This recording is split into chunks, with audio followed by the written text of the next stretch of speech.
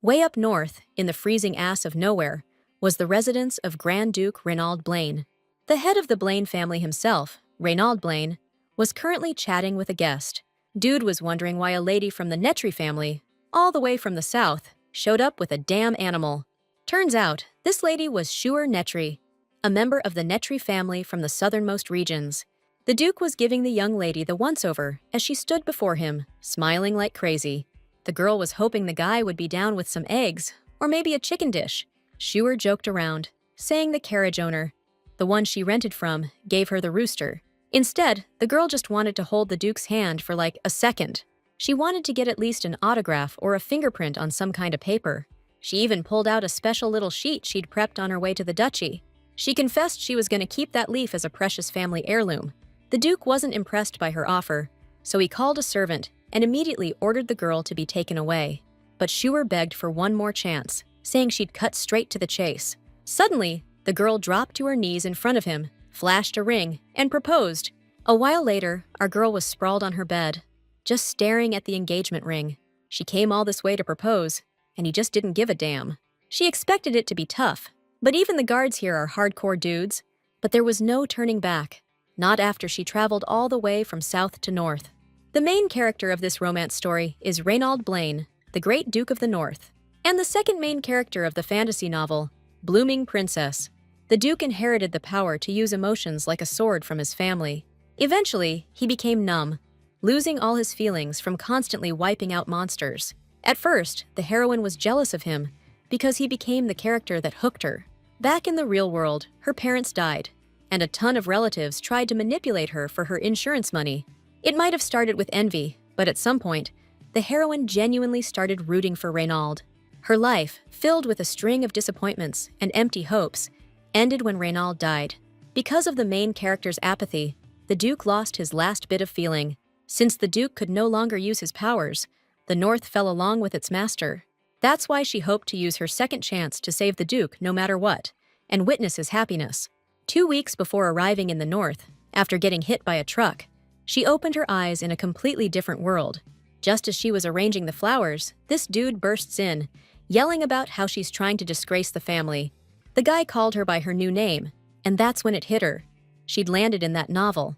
He kept screaming about how they get a ton of complaints about her every single day. Our girl totally zoned him out, just looking around, trying to figure out what the heck was going on. She realized she was stuck in the body of Shuer, the minor villain from The Blooming Princess, the eldest daughter of the Netry Dukedom of the South. For generations, the eldest child of the Duke's family inherited the power to make flowers bloom with every swing of their sword.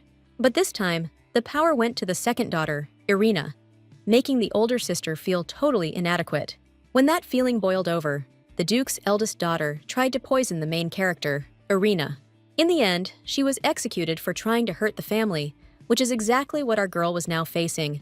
The girl stared into the mirror and knew those fiery red hair and golden eyes definitely belonged to the novel's villainess. She realized the Duke had to still be alive, so her mission was to protect him at all costs. Just then, her younger sister walked in, saying that Shuer was already useless, so there was no need to scold her so harshly. The girl knew all her older sister's efforts were going to be wasted anyway, so she smashed the flower pot she'd been taking care of. The original novel's main character just got back from lunch with the Emperor, and it went super well. This outsider could see the family dynamics were messed up.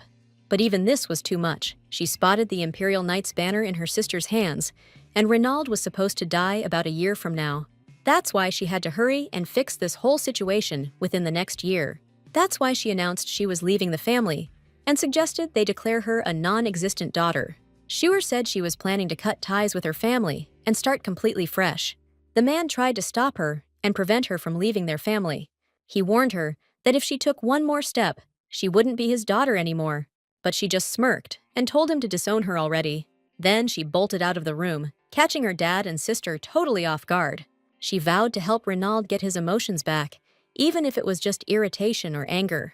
She saw it as her mission to save Renaud, then keep living her life, watching over him from the north. A young woman named Shelley showed up and told our girl that she was now her personal maid. She mentioned that the Duke ordered her to be the girl's escort and said she could ask her for anything. He also added that the rooster needed to go to the farm unless she planned on raising it herself.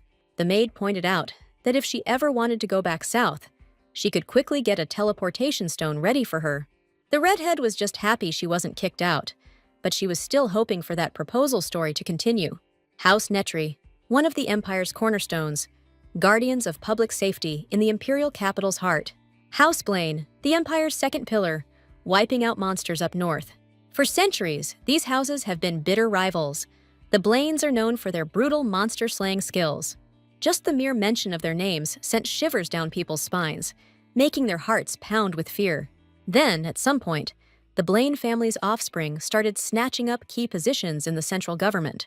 The Netris saw this as overreach, and their feud has raged for generations. So the fact that they even gave her a room is already a freaking miracle. If the marriage proposal didn't work, they needed to come up with a new play.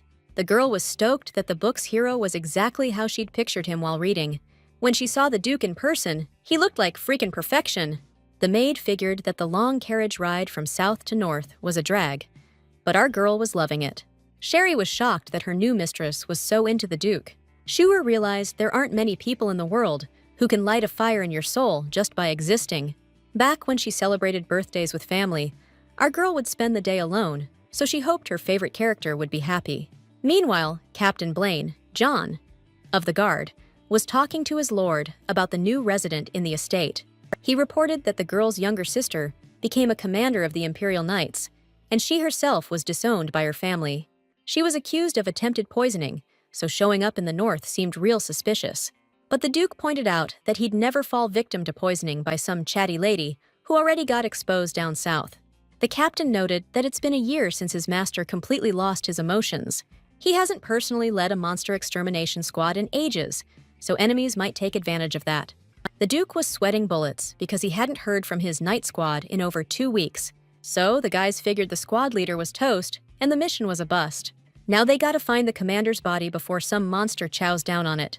The Duke was gonna lead the search party himself, but the commander was worried about his boss. He can't tap into his family's power without his emotions, and the freak monster count is spiking. If this keeps up, the Duke's gonna end up having to play by Blaine's rules. No way around it. Suddenly, the commander clammed up and spun around, 'cause he thought someone was eavesdropping. He yanked out his sword and barked at whoever was watching to show themselves. The Duke stepped up to the commander and told him to chill out and stand down. Right then and there, our young heroine popped out of nowhere and jumped into the middle of the conversation. The Duke was thrown by how she got into his study, seeing as he hadn't told her about it. Shuer just said she talked to the knights guarding her and asked them for a little help. The Duke was seriously disappointed in his men. That was a major screw-up on their part, but he figured he could deal with that later. Right now, he just wanted to know why she was in his office. The lady took a step forward and said it had been over 24 hours since their last talk and the marriage proposal. She pointed out that the Duke had hurt her feelings, so he needed to take responsibility for that. The Duke and Commander John just stared at the foreigner, totally lost as to what she was trying to pull. The lady then asked for permission to paint a portrait of the two of them together. John figured the girl had some seriously weird kinks, so he suggested they just throw her out. To which she faked being super in love with the Duke, which just pissed the commander off even more. The Duke was ignoring John and was about to head out alone to find the missing squad. The story said the Duke wasn't supposed to die yet, but our girl was still freaking out about him. She decided to keep bugging him any way she could, just to get some kind of reaction out of him, even if it was just annoyance. The squad leader was pissed that she kept butting into their conversations and distracting the Duke with nonsense. But Reynald promised he'd let her take his measurements, right down to his shoe size. Shuer wasn't stopping there. She chased after him to hit him with a few more questions. She stopped right in front of him and asked what sweet nickname he wanted her to call him after they got married. The girl rattled off every cute nickname she knew, just to keep the Duke occupied for as long as possible.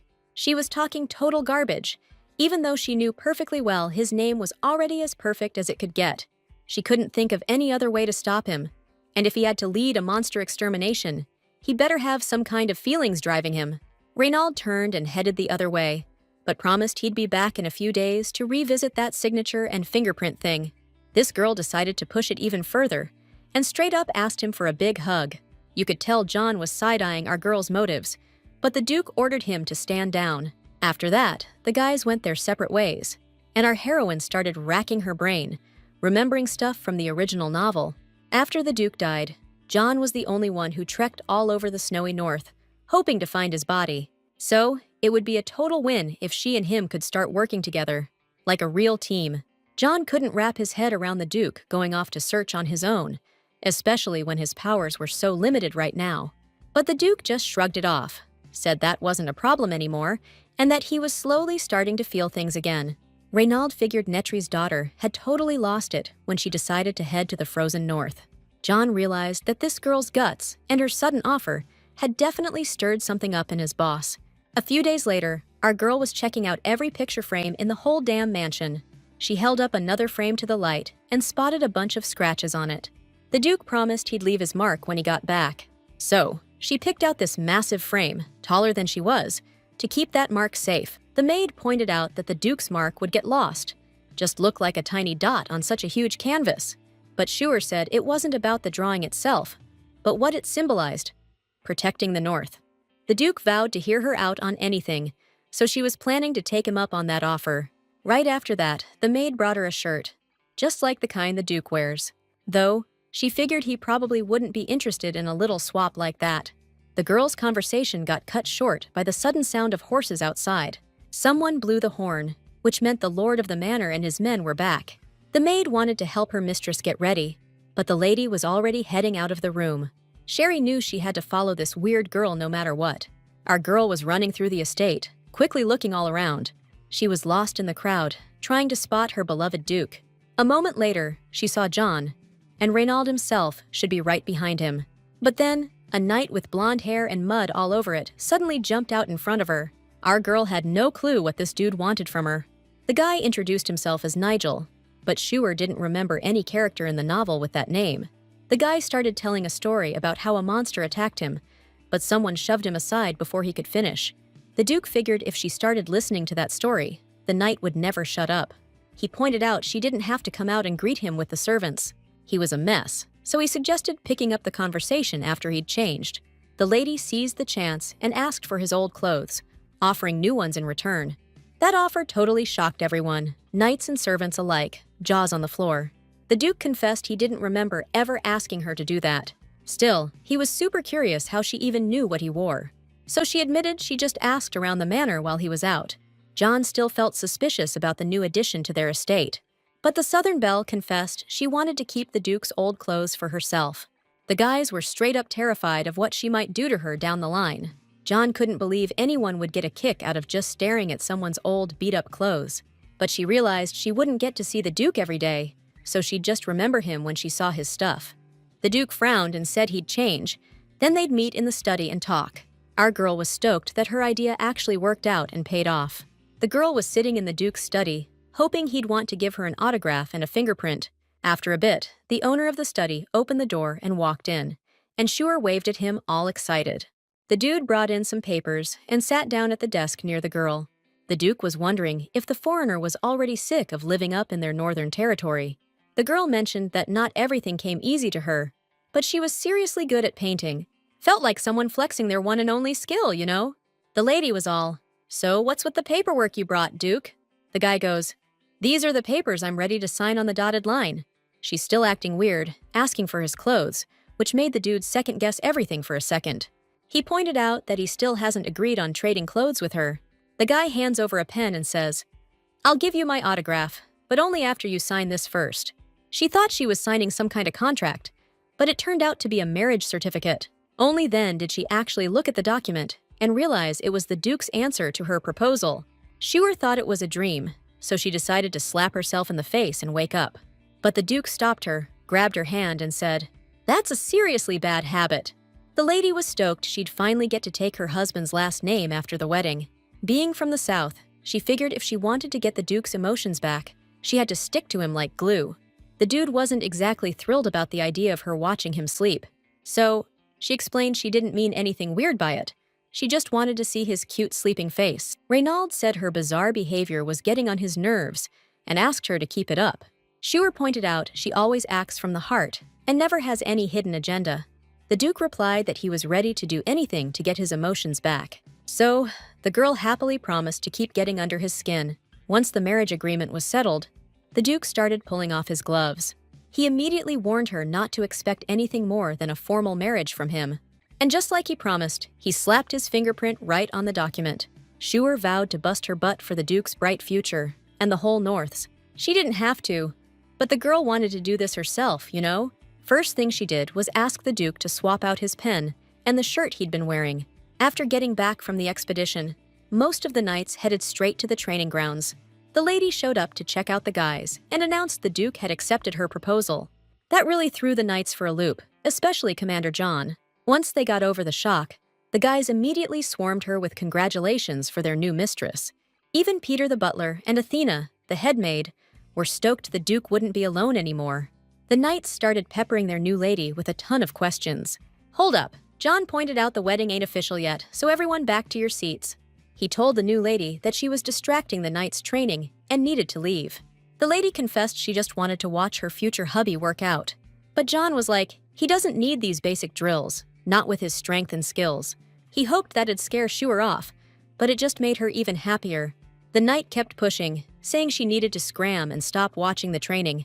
He pointed out the knights were nervous with the new lady around, couldn't focus. Just then, Duke Reynold himself showed up on the training grounds during their little spat. He was wondering why a southern girl was outside in weather this cold. The butler and head maid immediately greeted their lord. The Duke clocked right away that his bride was rocking the cloak he wears on expeditions. She confessed she just asked for it, and they brought it to her. She left a new pen on his desk. So that's what that mystery box was doing on his desk in the study. Just as he figured, the Duke couldn't care less about what the southern girl did, so good luck getting a rise out of him. Ronald admitted he figured the swordmaster's daughter would be nosy about his training. The bride swore she wasn't trying to steal his cloak. She's only interested in stuff the Duke uses all the time. Reynold then turned to his protege and asked which of them wanted to spar with him.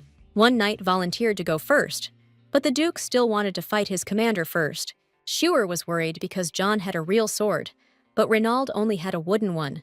But the guy just said everything was fine, and she'd get it soon enough. Right then, Southie saw a style of swordsmanship built for monster slaying, not for fighting other dudes.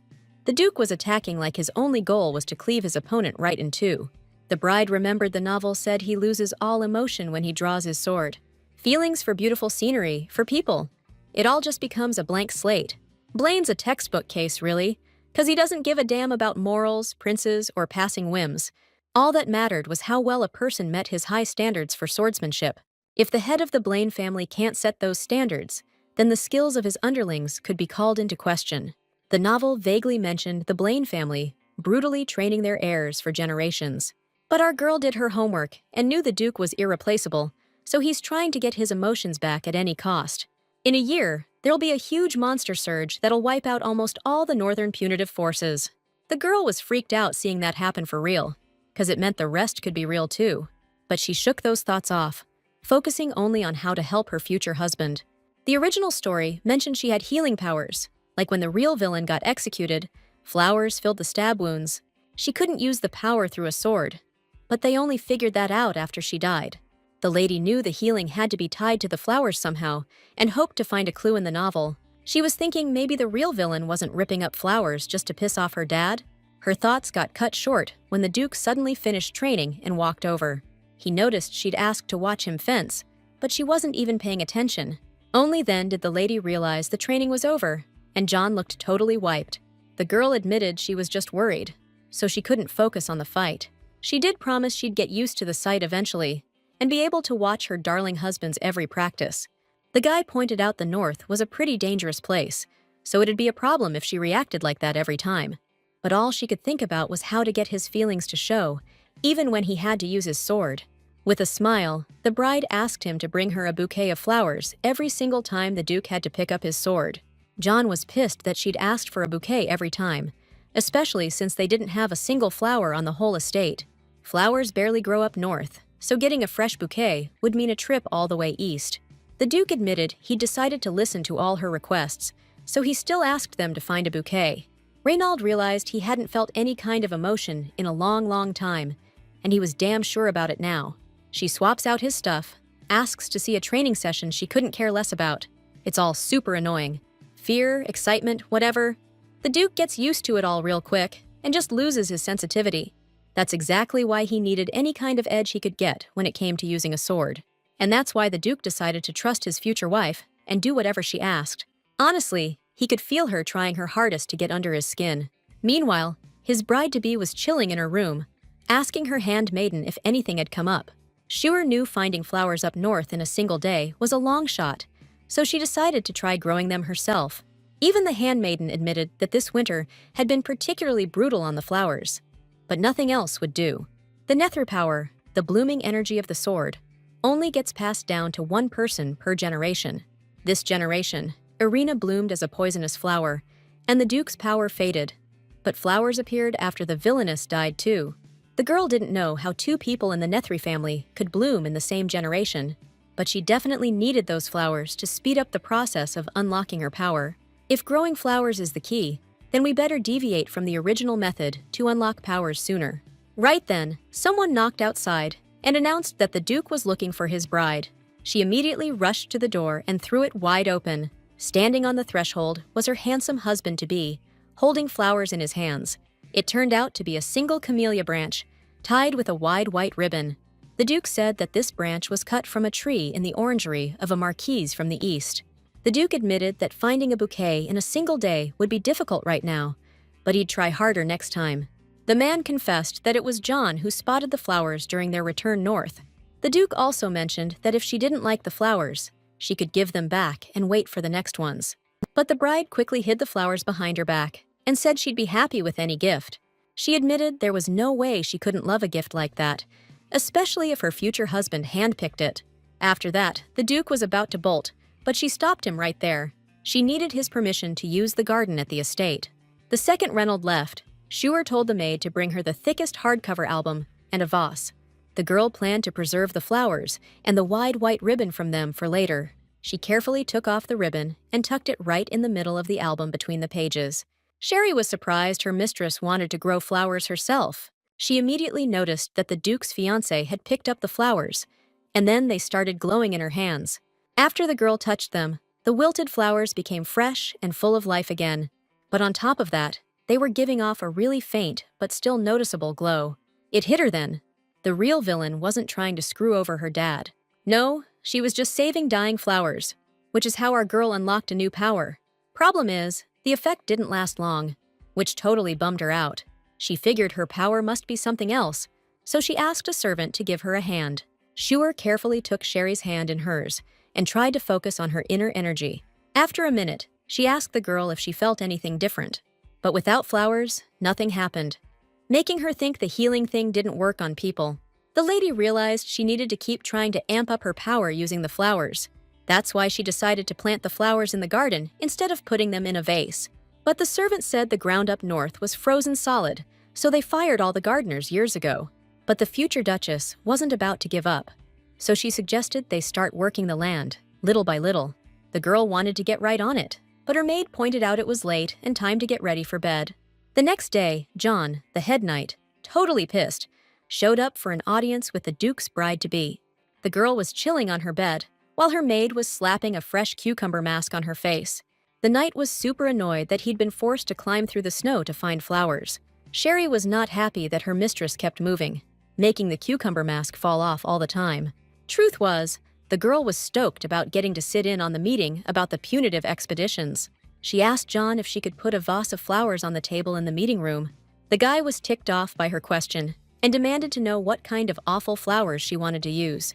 But then he admitted the flowers were gorgeous and agreed to put them on the table once he learned the Duke had given them to her. The bride figured out her maid started prepping early, because she knew about the meeting beforehand. Thanks to Sherry, she learned it was a gathering of family heads from all over the region. Most of the monsters attack from the north, but some of them wander around the other areas. That's why she told her mistress to look confident and impress the master of the magic tower. A while later, the Duke was working in his study, and his bride was just sitting there, watching him. The girl asked if he liked the pen she'd given him. The guy didn't want to lie, so he admitted straight up that the length wasn't really working for him.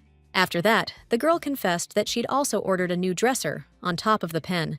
They were chatting, and the time flew by, and soon it was time to head to the meeting. The Duke took his bride's hand, which totally sent her over the moon. Reynolds warned her that he wouldn't stick around to chaperone his bride if she kept acting like such a pain. After saying that, he gently took her hand and helped her up. Then, together, they headed to the meeting to sit in on the discussion. They were holding hands, so Shure wished this moment could last forever. On the way to the meeting, they ran into the butler, who announced the arrival of the Grand Mage.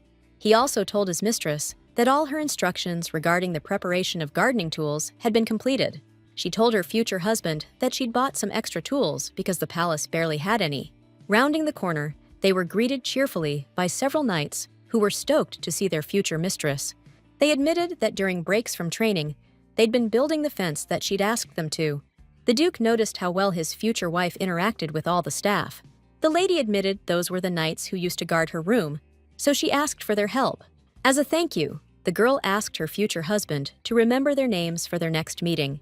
Right after that, Nigel came up to them, saying the new fence looked awesome. The Duke was getting more and more annoyed that they kept running into people who were distracting them from their business. First thing at the meeting, the Duke introduced his companion as the future Grand Duchess. Silence fell over the table, because no one expected things to move so fast. Riley, the master of the magic tower, who's in charge of sending mages and magic stones, voiced concerns about the girl's well-being. He figured the marriage was forced by the Marquise, and that the girl would have a seriously tough time up north. All mages on the continent answer to the magic tower, and only the supreme mage can provide them. In other words, Riley helps find and kill monsters, provides magic stones for expeditions north, and is key to the duchy's long-term plans. This dude was straight up doubting how well she'd handle her duties. Shure knew this guy just looked young. There was no telling how old he really was. Getting flustered, the girl kept tugging on John's uniform, which he wasn't too thrilled about. The lady hoped to stand out in a good way compared to the super pale knight. But then the Duke stepped in and said their marriage was a mutual decision. Also, Renaud wanted to know since when the mage was wandering his estate and poking around a dug-up garden, to which Riley replied that he was drawn to the faint magic coming from the garden. After that, the men started arguing about whether to provide more mages to support the military squads. Then the Marquis of the Northwest region and head of the Henner family, Charlie Henner, jumped into the conversation. He was backed up by Baron Arthur Smith of the Northeast Lands, who was also worried about the Duke losing his emotions. Plus, the guy was wondering what a vase of flowers was doing on the conference room table. She confessed it was a gift from the Duke, something he brought back from his last campaign. The Baron pointed out that branch was from his garden and started digging into her past. The dude was stoked that this marriage would unite two major fencing bloodlines. The Baron's lands were pretty remote, so he had no clue she'd disowned her family and wasn't inheriting. She decided to set the record straight, saying plainly that she wasn't the heir to her house. She admitted she was the eldest, but the Duke was way more important to her. She was happy to move up north and be with her husband, so she asked to be called by her new name. Right then, the Duke addressed his bride by her first name for the very first time. She was so shocked, she completely blanked that she was at a formal meeting. After that, the Duke and Duchess started making goo-goo eyes at each other, which just bummed out the young mage. The Duke immediately made it clear this marriage wasn't about alliances, and the Netri weren't going to help with expeditions. The Baron apologized for his behavior, but thought to himself that this marriage was going to be pointless then. The lady forgave his slip-up, because it was the first time the Duke had actually used her name. The Marquise pointed out that since the Duke's been gone on expeditions, their region's been overrun with monsters. According to him, Shure figured out that the events of the novel were starting to come true, bit by bit. There were a lot of monsters, but they weren't posing a critical threat, not yet anyway. Though even in the original story, the main characters only realized how dangerous the North was after the central region got attacked. However, Shure knew she couldn't count on them, not based on what happened in the original novel. The Marquise insisted that they needed to at least try to establish some kind of connection with the central region. The Duchess pointed out that after all this time, even if they sent aid, those people wouldn't know the North better than the Duke. The girl chimed in, saying she understood better than anyone, since her family only ever dealt with central affairs. Their support wouldn't help much, because the Duke and Irina couldn't be allowed to meet. The guy fell for her hard at first sight, but she lost any chance with him after she got married. If Irina shows up, we gotta help the Duke get his emotions back ASAP before they meet, so he can think straight. The girl was worried that the Duke would go on an expedition and be gone for a long time. But John said he'd already prepped the flower arrangements and had 'em all delivered. The mage Riley was bugging out over how Reynald planned to wipe out a year's worth of monster buildup with one trip. He added that the Duchess would be bummed if they had to postpone the marriage registration. The Duke took his words to heart and noticed the bummed-out Schuer right beside him. After that, he took a deep breath and knew he had to consider her wishes.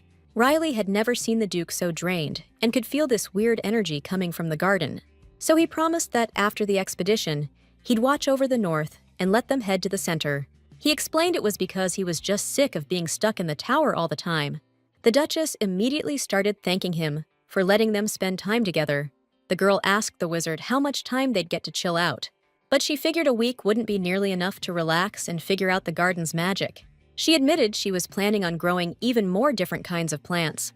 Then the wizard agreed to 2 weeks off, but the Duchess was pushing for 3. She was stoked when the wizard finally caved and gave them a full 4 weeks. After that, the Duke called the meeting and the whole shebang officially adjourned. Everyone started packing up and headed out for a stroll around the estate. First thing our girl did was check out that fence the knights built for her. It was seriously beautiful and looked sturdy enough to stand on its own. Just then, the knights showed up, lugging boxes of equipment. They asked if the new lady of the manor liked the wooden fence they'd made. The girl admitted they'd done even better than she'd imagined. They also brought the Duke's wooden sword from his sparring match with John, like they asked. One of the knights confessed he snagged it right after the fight, so it's the real deal. The maid chimed in that handmade stuff takes time, so their furniture would be a bit delayed. Just then, the knights finished setting up the fence and asked if they could help with anything else. The girl admitted she wanted to plant the Duke's first gift there, to keep it safe. She asked the knights to tell her stories about her future husband's expeditions. Meanwhile, the Duke was holed up in his study, taking care of state business. The wizard was sprawled on the couch, musing about what the future Duchess was like. Reynald pointed out that this weird girl was completely shameless. The wizard thought it was strange that the Duke had wrapped up the meeting so quickly, so he asked how soon they were planning to head out on the next expedition. Reynald wondered why the wizard was hanging out in his office instead of going home. Riley confessed he just figured he'd wait there since he was going to watch over the garden anyway. The Duke thought it was fishy, because usually wizards just want to chill in their towers and never leave. But the wizard pointed out he made an exception because of the magic energy coming from the garden. After that, the Duke knew arguing with the wizard was a total waste of time. Suddenly, Riley had a hunch, so he turned to the guy and used his sweetest, most gentle voice. He wanted to see if the Grand Duke of the North had gotten his emotions back or what. Then the kid dipped, used the magic circle to bounce over to the future Duchess, because she was way more interesting. A sudden gust of wind scattered all the papers, leaving chaos in its wake. The Duke was even more pissed because he could hear the knights chatting with his future wife outside. Schuer was still working on the garden, setting up a fence for the camellias. She didn't even notice when the wizard suddenly showed up right next to her. He admitted he felt a weird magical energy, so he came to check it out. Riley noticed it was coming from a small camellia branch stuck in the ground. Even though the energy flow was super weak, you could still definitely feel it. So, the future Duchess pretended she was just working on the fence. She offered the wizard to look at anything but that spot, even though there wasn't anything else. But she was super interested if the wizard had any temperature-controlling magic stones. She explained that she could really use the stones to grow trees in her garden. The wizard pointed out that he'd want something in return for his help. After all, temperature-controlling magic stones are seriously rare. Schuer knew that not just anyone could make a magic stone, and there were only so many to go around. People who can actually imbue these stones with power are even rarer. But that wasn't a problem for the Magic Tower Master. The girl pointed out that her family's flowers were pretty famous throughout the whole empire. So, she offered to give the wizard her first blooms as payment for his help. She knew Riley didn't believe her, so she asked him to take a look at the camellia she'd planted. She showed him that the flower she planted was now supposed to take hold and root in the northern soil. The wizard was certain that Netri's younger sister was the one who inherited the family's power. The future Duchess told him to drop the act, because she knew he could totally sense her own power. She said that the camellia she planted glowed, even at night. The girl suggested he double-check with the maid if he didn't trust her. Riley thought for a second and agreed to hand over the magic stones he had, in exchange for the flowers. Right after that, the girl grabbed the guy's hands, ready to thank him for his help. She said she was terrified of losing the Duke's first gift, so his help meant the world to her. The guy wasn't used to that kind of behavior, so he yanked his hand away. Schuer asked the mage to be careful with the camellia, 'cause it's the Duke's first gift to her. She told him he could watch over the flowers as long as he wanted. Then she took off to run errands. Riley noticed that every single conversation with her started and ended with the Duke. Even he could tell the girl's attachment to Reynald was way over the top. Still, the guy wasn't sure if you could even call those feelings actual love. After that, he checked out the camellia one more time and created a magic teleportation circle. The guy thought it was pretty wild that two sisters in this generation both inherited the power. Meanwhile, our girl was tearing through the estate, totally blowing off her servants. She bolted to her room, hoping to see those new flowers. But right there in front of her massive room, she ran smack into Knight John. The guy carefully opened the door to her room, and she instantly caught a whiff of flowers. There, in the middle of the room, facing the entrance, stood the Duke, surrounded by like a million flowers. He pointed out that she was already super late for the meeting they'd agreed on. The whole scene was so stunning, Schuer was completely speechless. The Duke never thought Riley would agree to watch the North, so he ordered a crapload of flowers to be prepped. Our girl stared at the insane amount of flowers and started stressing about how many feelings her future husband must have. The Duke was originally planning on a month-long trip, but with the wizard's help, it could only take a week. And honestly, the girl herself was a huge help in fighting off that dark energy. The heroine told her future husband to take just a small step to the left, then grab one of the hundreds of flower bouquets and turn about 9 o'clock. The Duke couldn't believe she was having him fetch flowers just for this, but the Duchess was loving this perfect combo of black and red. Reynald totally wasn't expecting that reaction, so he just stayed quiet. The heroine was stoked that her gardening was about to level up after getting those magic stones. The Duke was surprised the wizard coughed up the magic stones so easily. Before she could even answer, a magic circle appeared right behind her in midair. The next second, something dropped from the ceiling and landed right in the flowers. Turns out, it was just some young wizard from the tower, who straight up face-planted on the floor. The Duke and Duchess were totally blindsided by this dude showing up, so they were pretty shocked. She was mainly freaking out because the wizard landed right on her flowers. She started bawling, because the guy broke some flowers the Duke gave her. She treasured that gift, even had a whole scrapbook for the bouquet wrappers. The wizard was thrown off that someone investing in math stones was collecting plain old paper. She was straight up sobbing, begging the wizard to turn the paper back to normal. After that, she asked Riley what he was even doing here so early. Thing is, he was after those camellia flowers that were sitting on the table during the meeting. The wizard was pissed that the paper from the Duke was more important to her than he was. The Duke couldn't stand seeing her cry, so he whipped a handkerchief out of his pocket. He quickly held it out to the redhead so she could wipe away her tears. Duke Reynald explained he uses that handkerchief a lot, which totally made her day. The guy immediately knew she'd want to keep the handkerchief that had been his for so long. First, she offered to trade it for some paper, but Reynald just told her to keep it. Later that evening, the Duke was staring out at the dark windows of his future wife's room. John walked up to his boss and announced that their preparations for the campaign were complete. Schuer had been relentlessly chasing the Duke all day, and the mage was right on her tail. Reynald was relieved that she'd calmed down and should be getting to sleep soon. Riley was going through pretty much the same thing, also worrying about the Duke. Ever since I met my future wife, the guy realized, nothing's been peaceful. He noticed she's always in his sight, always on his mind, and he'd rather have her close than risk her getting hurt far away. So he just said he'd gotten used to being treated like that a long time ago. The remaining knights proudly saluted their commander before heading out on the expedition. The Duke remembered the lady had asked him to call the knights by name as a sign of gratitude. The guys knew right away that all this was thanks to their new mistress. Meanwhile, she was peacefully snoozing in her bed, surrounded by bouquets. The next morning, she woke up with a wrapping paper magazine still in her hands. Schuer instantly knew that Reynald had already snuck off on the expedition while she was sleeping. Just then, a maid came in and asked what she should do with the leftover flowers. The Duchess said she wanted to plant them and see what happens. Sherry couldn't believe it. There were too many flowers even by garden standards. But our girl was still determined to bring this garden to life and make it bloom. Schuer asked her maid where the previous Grand Duchess had come from, but she said it was a really old story, so it was better to ask the Duke himself. Everyone on the estate adored their new mistress and wanted to help her with everything. The girl wanted to learn about the North, so she asked the butler for some reference materials. She wondered why the maids reacted so strangely to that request.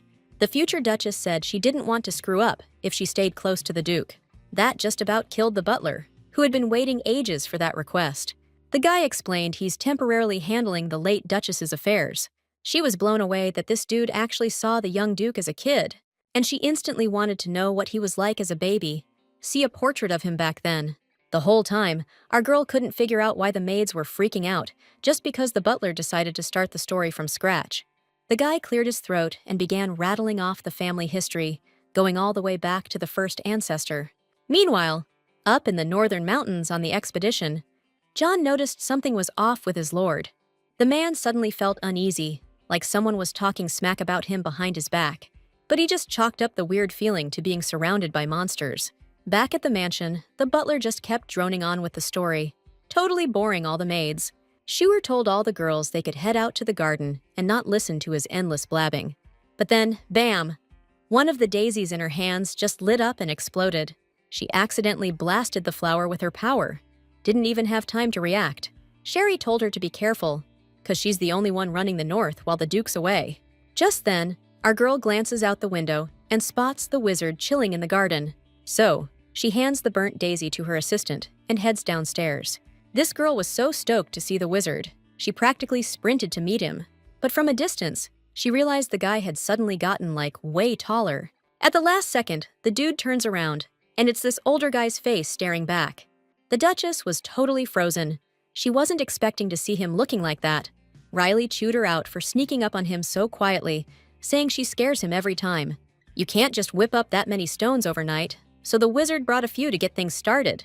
The Duchess was stoked he was helping out, so she thanked him right away. She was super happy she'd decided to hit up this wizard for help. As a thank you, she wanted to give him one of her first daisies. But the wizened wizard spotted something off about that flower right away.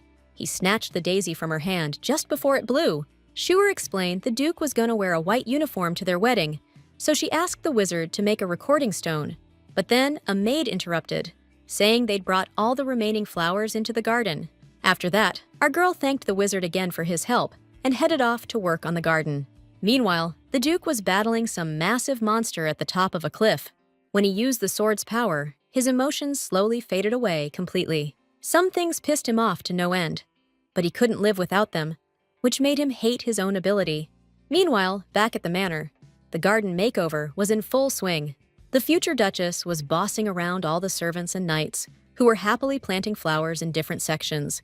By the time the Duke got back from his expedition, the whole garden was bursting with blooms. Now, she truly understood the value of those temperature-controlling magic stones. The wizard couldn't believe he had to take off his robe up north because of the heat. He even guessed that butterflies would be popping up soon.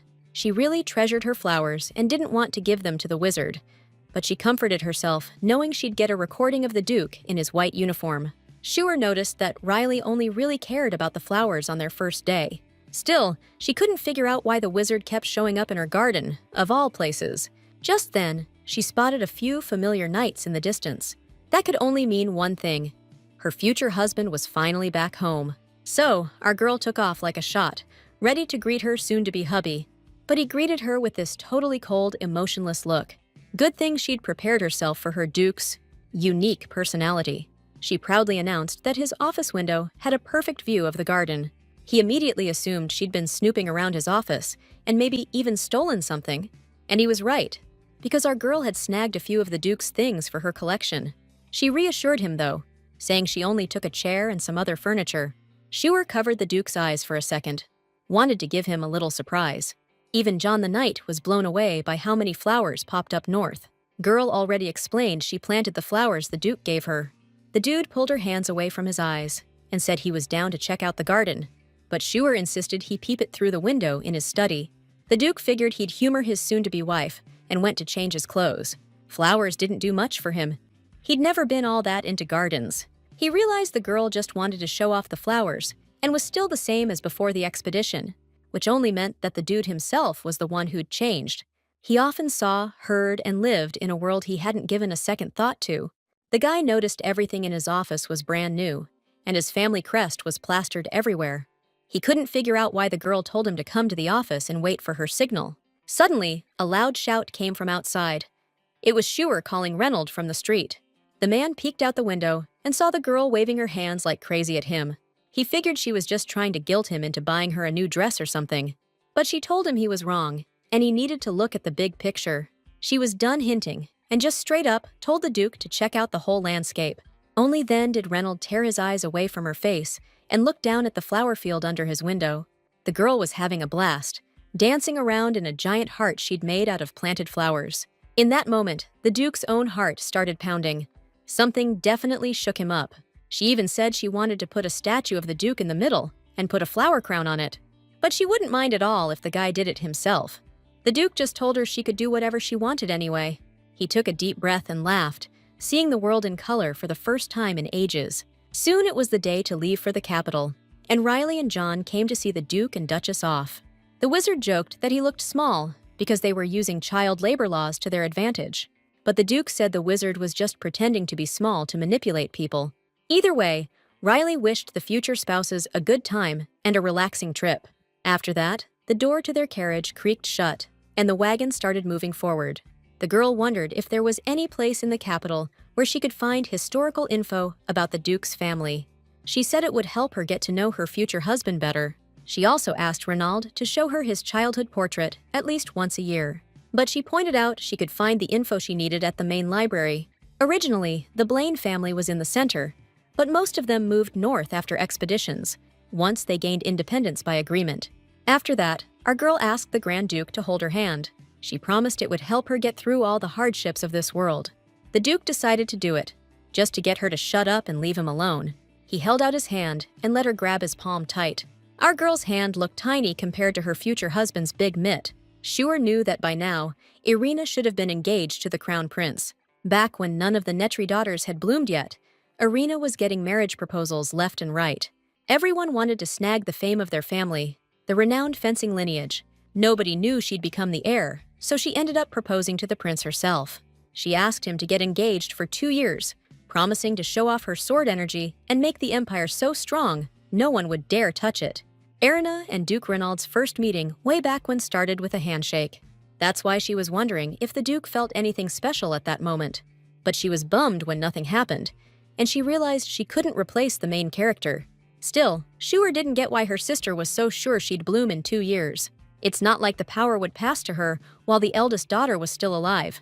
The soon-to-be married couple arrived downtown, and she immediately noticed it was way different than the north. As soon as they stepped out of the carriage, some dude came up and greeted the family. Our girl knew right then and there. It was time for the first encounter with the prince. This was Simon Vermouth, the novel's main character, the crown prince of the empire, the guy Irina had picked, and the original Shure was head over heels for. The prince explained he had absolutely no warning that the Duke wasn't coming alone. Reynald immediately introduced his future wife to everyone who was there. Simon was super surprised that the eldest daughter of the Netri family had chosen a husband like that. The prince suggested the couple join the tea party they'd interrupted to greet them. The heroine couldn't figure out why the prince was acting like he was seeing her for the first time, even though in the original, he knew all about her feelings. The Duke was about to turn down the tea, but the prince pointed out that the Marquis's daughter was with him. Right after that, the Duke changed his mind and suggested they join the tea party for a bit. The prince led the couple to the table and introduced them to the daughter of a marquise he knew. Brittany stood and greeted the soon-to-be newlyweds. She was the spitting image of her father. After that, the prince was about to introduce another woman, but she decided to do it herself. Turns out, it was Irina Netri, the second in command of the Imperial Knights, and Shure's sister. Duke Reynald carefully helped his fiancée to her seat and pulled her chair in for her. Our girl was surprised that the prince didn't already know she'd been cut off from her family. She noticed Simon didn't give a damn, but her sister looked totally uneasy about it. The prince wanted to talk about the Duke's recent expedition, but wasn't sure if it was the right time. He suggested Irina step aside to discuss the swordsman's affairs, but she wanted to keep talking at the table. Our heroine was hoping they'd all just stay put at the table and not leave them alone. But the prince was super persistent, so Irina had to give in and get up from the table. Right away, Shure told her future hubby to keep his hands to himself until he put a ring on it. The guy pointed out she promised not to tell him what to do, but now she's going back on her word. She argued that the Duke only just held her hand for the first time, so yeah, she's gonna be jealous. She threatened to call him kitten in public and embarrass him if he wasn't careful. After that, she immediately apologized to everyone for getting sidetracked with personal stuff. The prince confessed he was really happy to see the Duke and Duchess together. Our girl watched her husband go, hoping nothing bad would happen. Just then, Brittany chimed in, saying her dad told her to come to the tea party. She admitted she was the one who gave him the camellia branch, 'cause she thought it'd be romantic. She also asked our girl what she even liked about the great Duke Reynald. Without missing a beat, Schuer said she was into his badass side. Brittany was blown away by how much good stuff the girl had to say about her future husband. She was pointing out tiny details that nobody else would ever notice. But she added that there were secret things only she knew about him, like his 13th eyelash is a little longer than all the others. She laughed and said she liked watching the changes on his not-so-expressive face.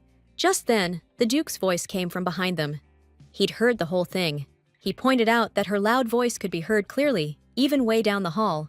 It just hit her now that the prince and the Duke had come back alone. Simon mentioned her sister got held up, but she'd catch up with them later. She was pissed that they barely made it here, and the prince was already trying to snatch the Duke away. Turns out, he was just messing around and wasn't planning on separating him from his bride-to-be. Reynald noticed how fast his future wife's expression changed after he said that. The prince remarked that everyone was really looking forward to the Blaine's arrival, but he wouldn't keep them. In her head, Schuer thanked the prince for letting her be part of such a fun and exciting banquet prep. Truthfully, she was happy they got assigned a single guest room for the two of them. The Duke mentioned he sometimes feels like he's just her dress-up doll. He said he likes wearing gloves because they're important for swordsmen and help avoid unnecessary cuts. He also hoped this habit of his wouldn't accidentally make his fiancée uncomfortable. But the girl was really digging how her future husband took care of himself and others. She was stressed when she first got to the estate, but now she's going to try and enjoy the day. Suddenly, she gave a sly grin and asked if she could ever see the Duke's sleeping face. But before the guy could answer, they reached the hall and had to introduce themselves to everyone there. The girl noticed she was being cut off from her family and would only be introduced by her first name. But then they used her old Netrai family name. She immediately knew it was on purpose, and the reason was obvious. The exiled daughter of the Southern Netri family had returned as the Great Duchess Blaine of the North. Some families might get pissed if a girl with no family name takes on a position like that. Even now, people were already talking about how she used to copy her sister and flirt with other guys, and then ended up marrying the Duke. The girl would have loved to take the Blaine name, but the banquet was held a day before the marriage certificate was finalized. So our girl was sweating it, thinking everyone would call her a fraud. But the Duke wasn't buying into the rumors. He was only going by what he saw. That really cheered her up and put her at ease, because she was seriously stressing about it. Schuer noticed some people were glancing their way every now and then. She figured they probably couldn't say hi to the Duke with her hanging around.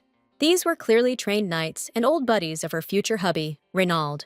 Just then, her younger sister, Irina, walks up and introduces herself as the second commander of the Imperial Knights. Schuer was totally lost.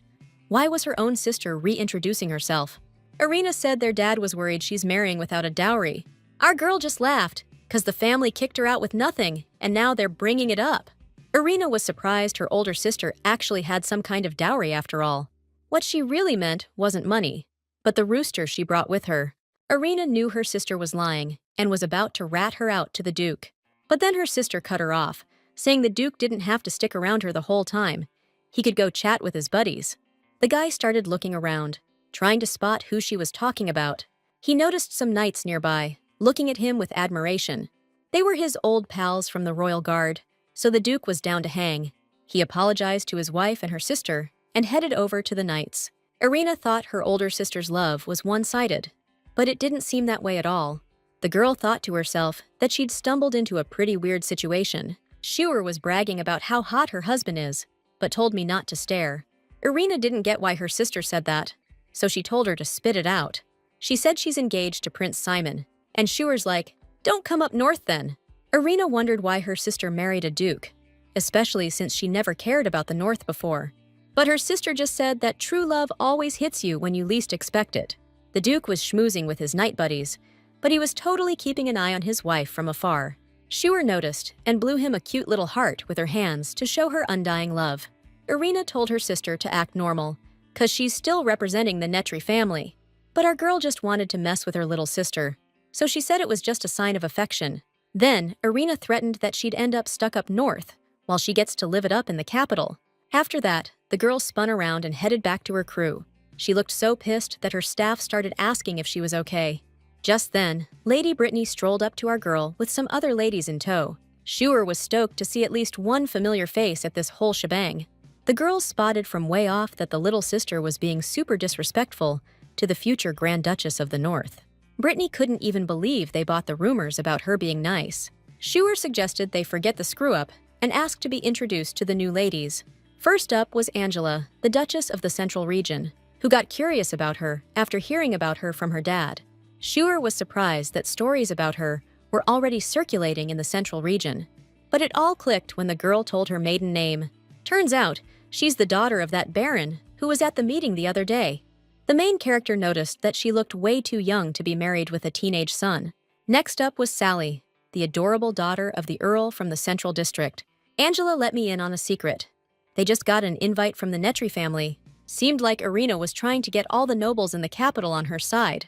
She got a proposal from the prince, and in return, she promised to unite the nobles of the center, who were split into 4 groups.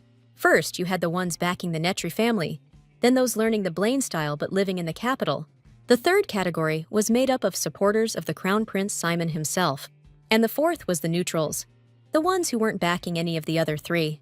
But honestly, the neutrals just didn't want the Blaine family's influence in the center, which stuck around even after the North got its independence. That's exactly why that last group of people were Aaron's perfect prey. Inviting people to gatherings is recruitment, one step in completely isolating the North. Rumor has it, His Highness Simon was supposed to be there too. Angela noted that the imperial family always tried to stay neutral, but Lady Erin's engagement is worrying. She started to say something else about His Highness Simon, but suddenly stopped herself. As it turns out, Prince Simon himself was walking up to the girls to greet them. He apologized for rudely interrupting their conversation and startling them. The truth is, he wanted to talk to the Grand Duke, but he was way too busy. That's why he wanted to tell the Duke's wife something about him instead. In the original novel, the prince was a guy who favored the North, getting fencing tips from the Duke in return. But all of that went straight to hell the minute they both fell for Irina. Shuer wasn't about to cut ties with the capital, so she agreed to talk this time. She and the prince stepped out onto the balcony, but she still turned down his offer for a drink. After that, Simon wondered if she was enjoying her time in the capital city. Shuer happily pointed out that she especially loved the weather there. It was perfect for her. The prince was still playing it cool, acting like they were meeting for the first time, even though he remembered her. Because the real Shuer was obsessed with him, like a total psycho in the original story. One time, she found him in the garden, holding a watering can. Back then, the prince even asked her to stop sneaking into the garden by using her family connections. The truth was, she'd heard that he was already engaged to her younger sister. Right after that, the girl, as payback, dumped a whole pitcher of water on the prince's head. The guy was furious and demanded to know why she was being such a jerk to him. That time, Shuer just said she was watering her flowers and it was an accident. So, to cut off any misunderstanding, she confessed she'd been cut off from her family. But the prince already knew that, which confused the young girl even more. He pointed out that families often disown their kids over marriage issues, since arranged marriages were totally normal in this world. The girl got a little bummed when she realized the conversation wasn't going to be about the Great Duke. She'd been watching him from the window and saw that he wasn't shaking anyone's hand, just like he promised.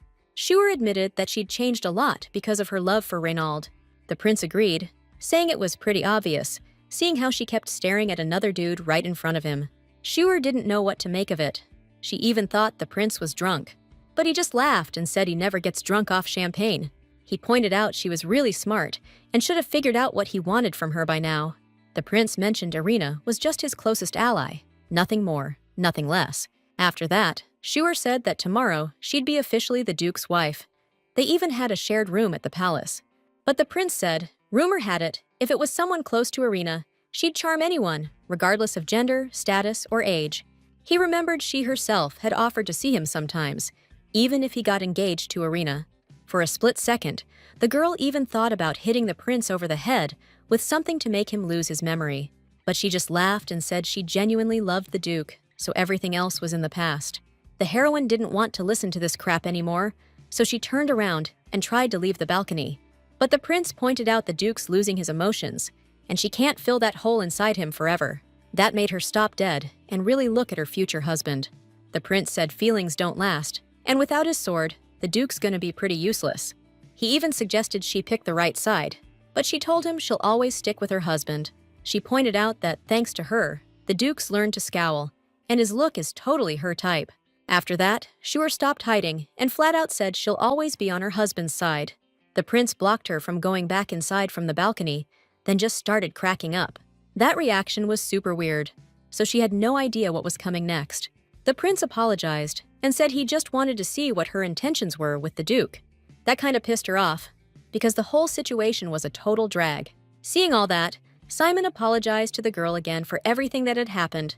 He asked her to see it as a kind of test, because he's worried about the Duke too. After that, Shure calmed down a bit and said goodbye to the crown prince.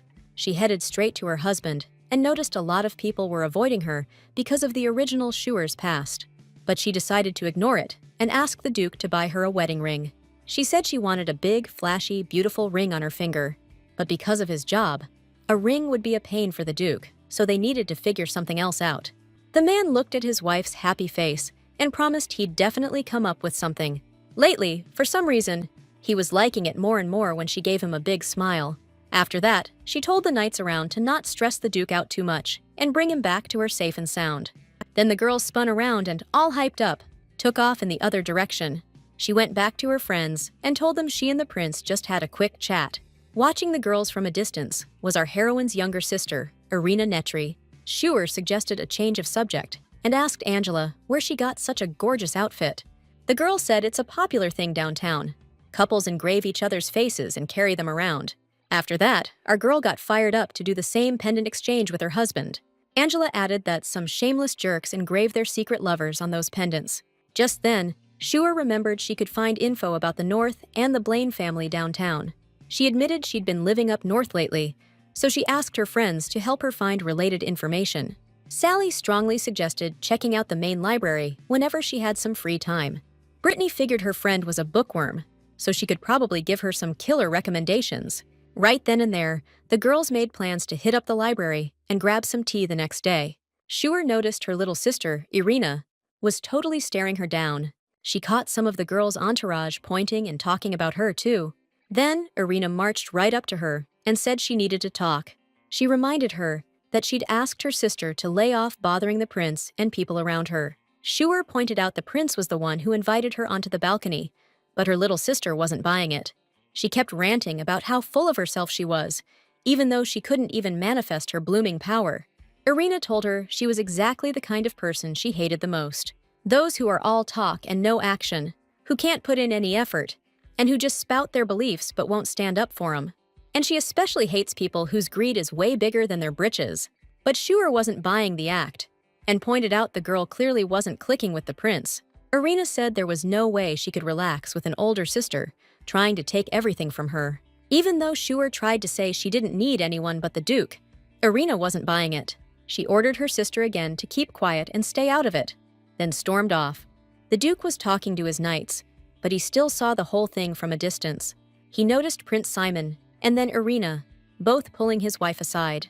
Reynald observed that up north, she's always surrounded by people, but here in the capital, she's totally alone. Just then, one of the knights mentioned rumors that Shure's known for getting close to people and tossing them aside when she's done with them. But the Duke warned him that if he ever heard talk like that again, he'd know exactly where it started. The knight tried to explain, but Reynald wasn't even listening anymore. He walked over to his wife and asked if she wanted to leave, if she was tired of the party. The girl was touched that her future husband was showing her such concern and attention. After that, the couple left the ball and went back to their room to relax.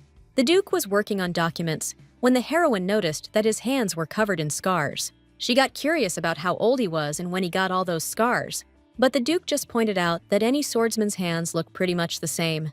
The girl remarked that she wanted to get revenge on every single person who ever wounded him. Reynald didn't really pay attention to what she said and just kept working on the documents. Shure was trying to distract him from work, so she was telling him a bunch of interesting facts. The Duke explained that the number of monsters in the north had spiked, but they didn't know why. At first, they thought it was because he'd taken a break from expeditions, but that wasn't it. The heroine then realized her husband would have to go to the mountains even more often in the future. She remembered the prince saying he couldn't fill the emptiness inside him forever, so she asked what had happened to the previous dukes when they lost all their emotions. The man didn't want to lie and honestly replied that they all died soon after. It was a Blaine family rule. Without emotions, a person can't tell good from evil, allies from enemies.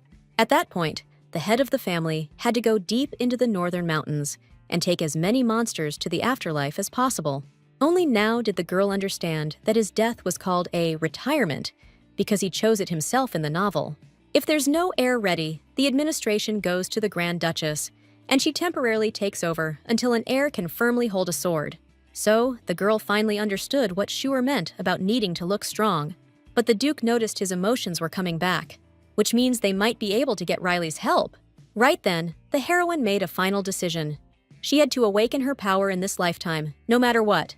She started grilling the Duke, asking when he started losing his emotions and why it happened. The guy explained that his emotions just burned out and faded away until there was almost nothing left.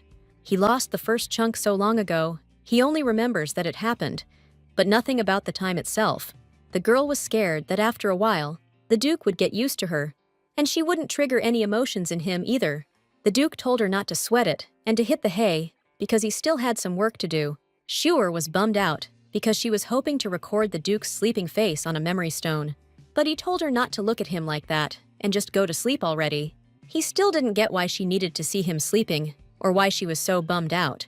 Truth is, our girl wanted to know everything about the guy she's head over heels for, even the dumb stuff.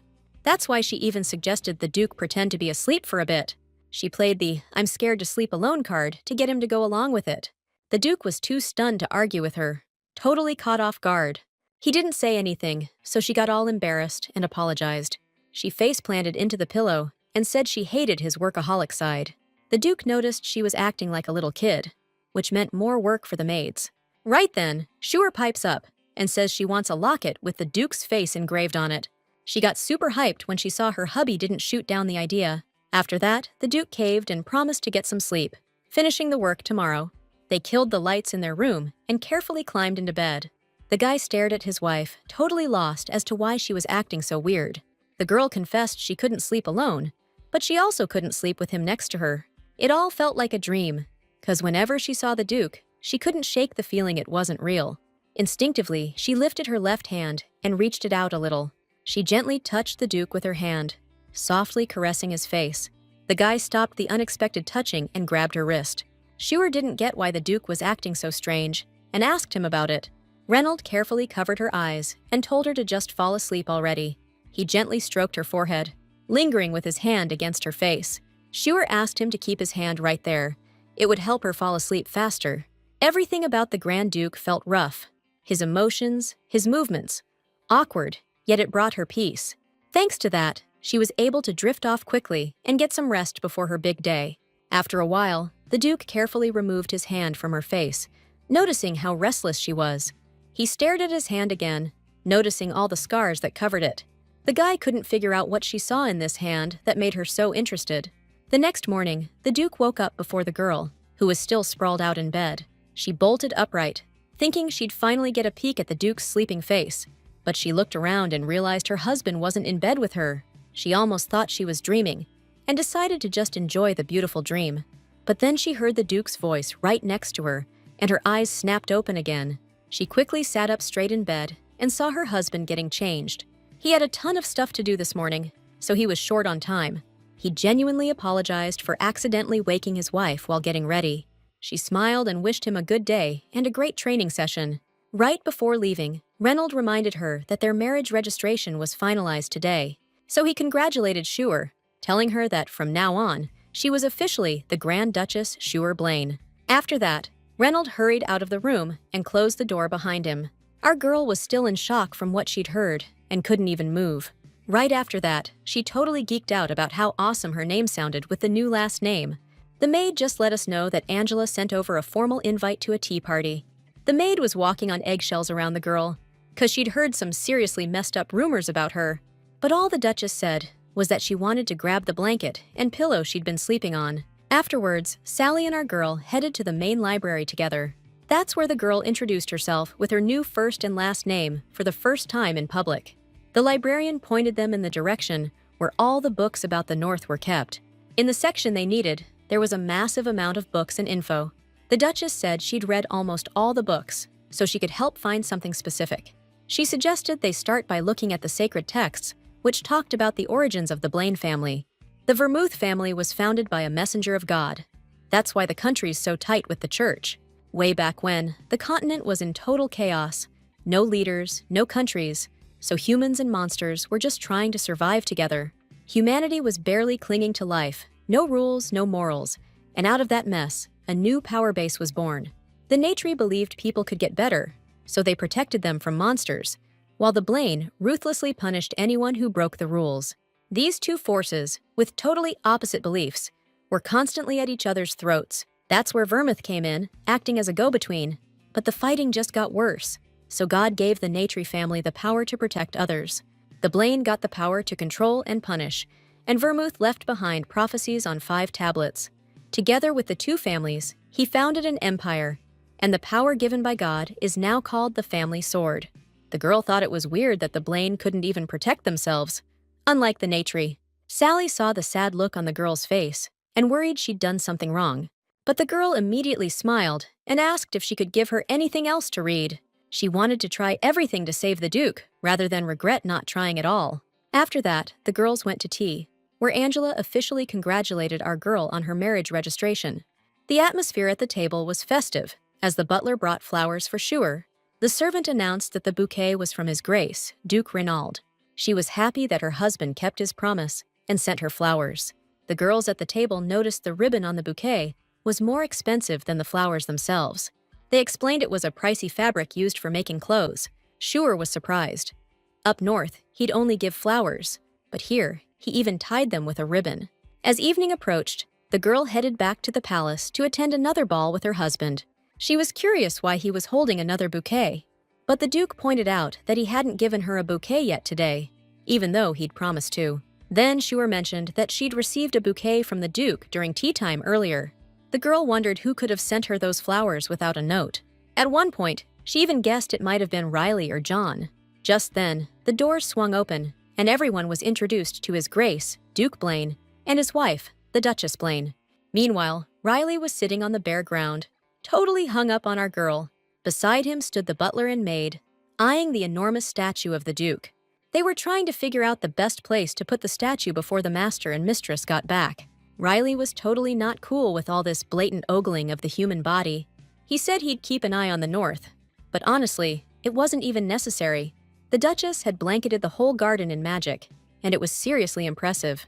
Unlike dark magic, holy powers and regular magic don't need sacrifices. But Blaine's swords are different.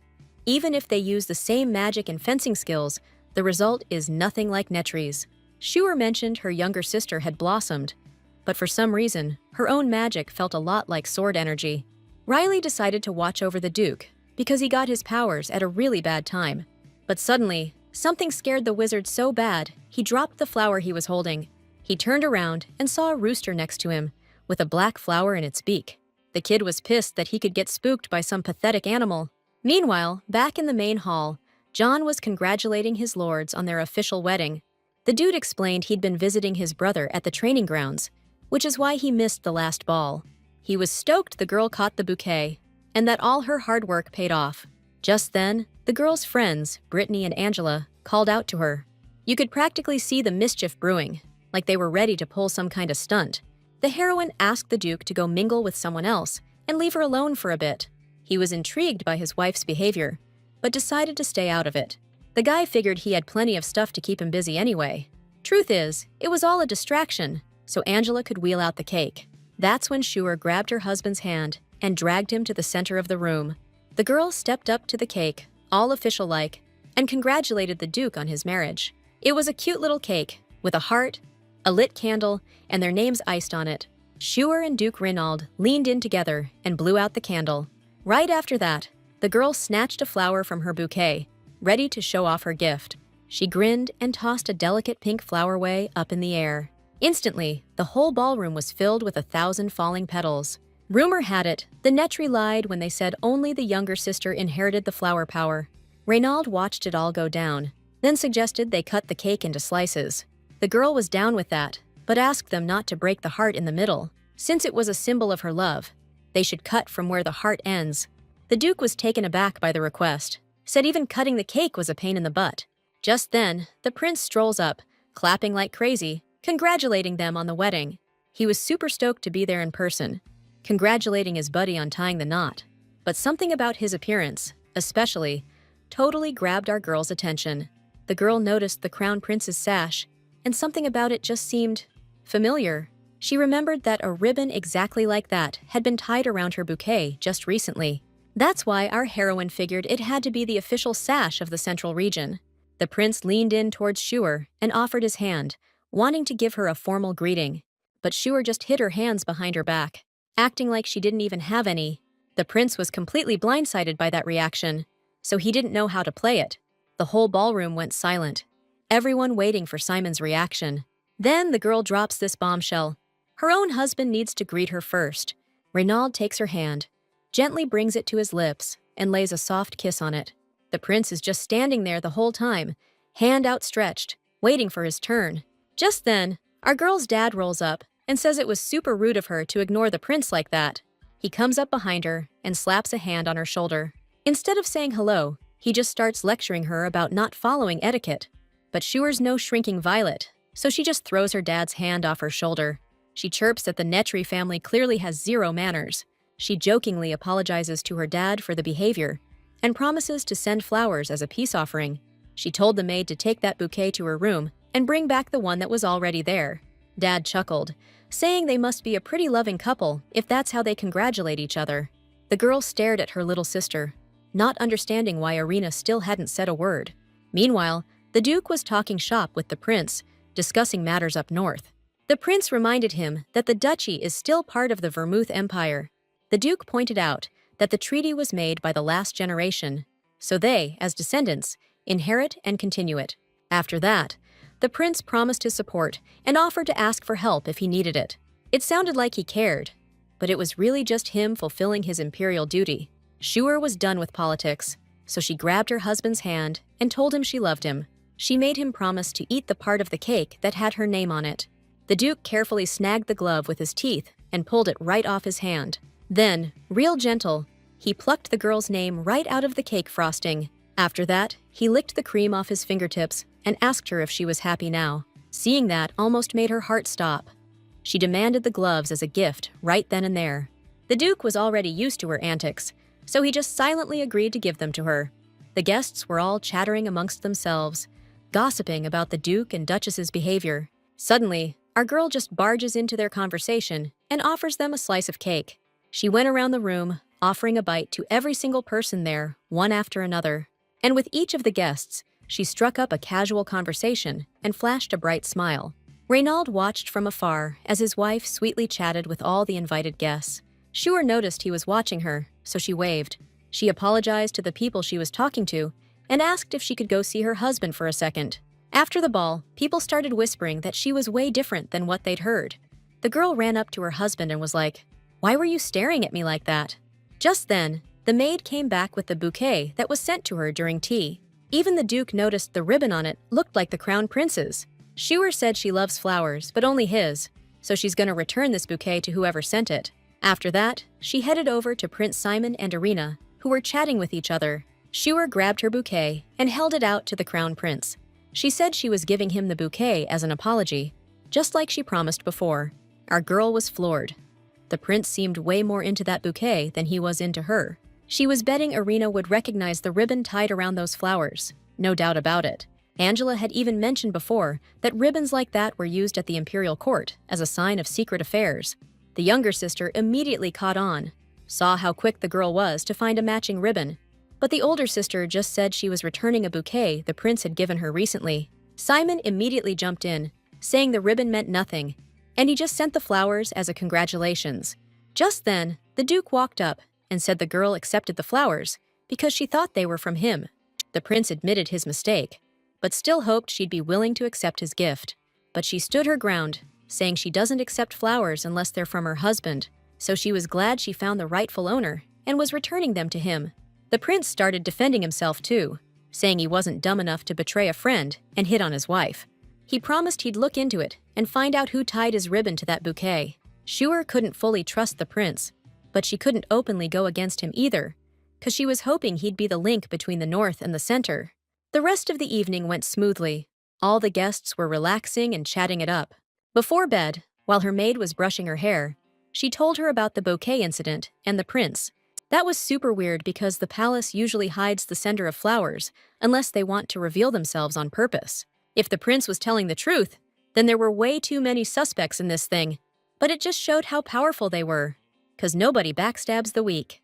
Just then, Renaud came back and asked the maid to leave them alone. Schuer promised she'd definitely put her husband to bed tonight, and the Duke immediately thought she'd slipped something in his drink or cake. She realized there's no way she'd ever treat someone she loved like that. Instead, she patiently watched her husband, waiting for him to finish undressing. The Duke ordered her to turn around and not watch him change. He even pulled his shirt over her head, just so she couldn't look at him. Our girl immediately hugged it tight, inhaling her husband's amazing scent. The Duke tried to grab his shirt back, because he didn't want to lose it. He tried to pull it away from her, but she wouldn't let go. He promised to give her something in return after they got back north, because he needed her to behave in the capital. Schuer promised to give it back in the morning, and for now, she wrapped herself up in it completely. She was worried that her conversation with the prince was going to ruin the banquet. The Duke pointed out things are better now than they've ever been. Schuer thought she looked hot in her husband's uniform, but he still wasn't letting her keep it.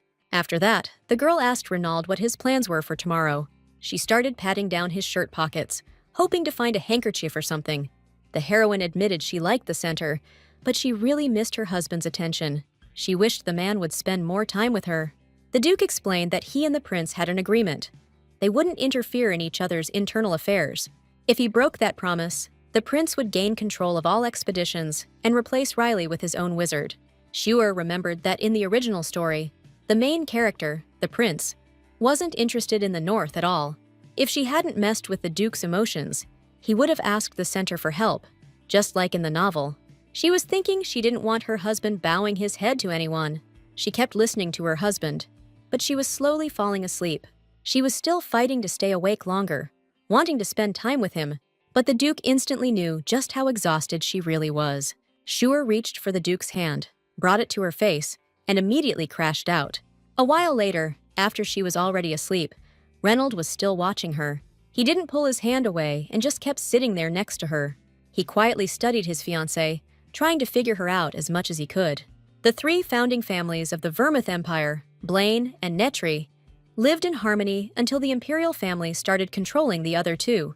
His engagement to Irina and support in conquering the north were the foundation for all of this. Simon was the only one who stood up against the imperial family's actions, though. But everything suddenly changed after his engagement to one of the Netri sisters. The Duke just couldn't shake that whole thing with the ribbon on the bouquet from his head. A slight rustling next to him and a girl's soft snores pulled him out of his thoughts. She was smiling in her sleep, like she was dreaming about something really good. The man calmly kept watching his young wife and just kept on thinking. The next morning, John came into their room and found the Duke buried in paperwork. The man ordered his assistant to find the best and most beautiful carved ring. John was pretty bummed. He got dragged out of bed so early for something this trivial. Renaud went on describing the ring he wanted to find for his wife. John was left with no choice but to obey and go search for what he needed. After a while, our girl woke up, and the first thing she saw was the Duke. She took it as a good sign and felt happy that her day was going to go well. Like she promised, the girl took off the Duke's shirt and gave it back to him. After that, she changed and was about to leave her room when she noticed the flowers. It was the bouquet the Duke promised his wife for every training session. He explained that he could use the local training field whenever he wanted, just like back north. The Duke mentioned that Jim, the chief knight captain, Irina's confidant, and John's brother, was in charge there now. The man immediately started worrying about why the Duchess was asking so many details about his brother. They continued arguing while gradually making their way toward the training field. The guys were walking down the castle hallway when they overheard some people whispering amongst themselves. The girl asked her husband what was going on, but he was just as clueless. Shu was surprised, because nothing was supposed to happen at this point in the original story. After a while, the group arrived at the training field, and all the knights started greeting them. Jim came over separately and said hello to each of the newcomers. He admitted that John often complained about the girl, so he knew her pretty well. Jim was even surprised that the girl wasn't going to scold his brother. She joked that people could complain about her, but the Duke would lose his head at the first complaint. Jim laughed and said it was just a joke as a greeting. After that, our girl asked him to show her the best spot to watch the training from. The knight immediately suggested we set up camp just off the center of the training field. They rushed over with a chair for her, apologizing they couldn't find anything more comfortable.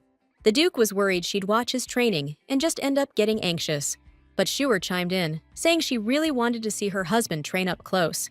Right then, the Duke ordered the knights to guard her, and then he took off to oversee the training. The girl remarked how much she was enjoying the training, especially the guy running it. She was watching even more intently than the knight who was actually there to learn. She was practically glued to her husband, her eyes following every move, trying to memorize it all.